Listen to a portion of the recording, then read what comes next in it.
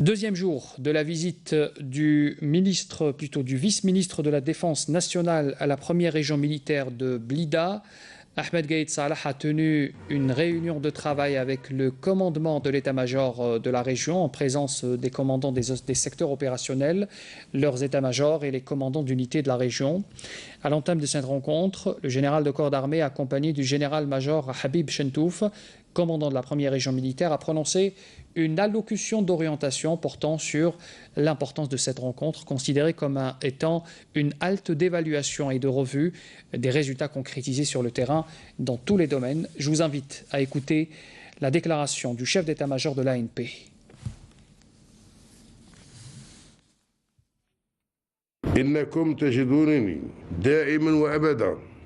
Vous me trouverez toujours assidu à poursuivre sur le terrain le niveau de préparation atteint par notre corps de bataille et les résultats obtenus grâce aux efforts soutenus déployés dans le domaine de la lutte antiterroriste. J'ai une conviction bien ancrée que nos efforts consentis, avec le soutien et les orientations de son Excellence, le Président de la République, chef suprême des Forces armées, ministre de la Défense nationale, dans le but d'optimiser l'expérience opérationnelle et d'imprégner les connaissances, les potentiels et les valeurs du travail de groupe qui doit être cohérent et complémentaire au sein de l'ensemble du corps de bataille de l'armée nationale populaire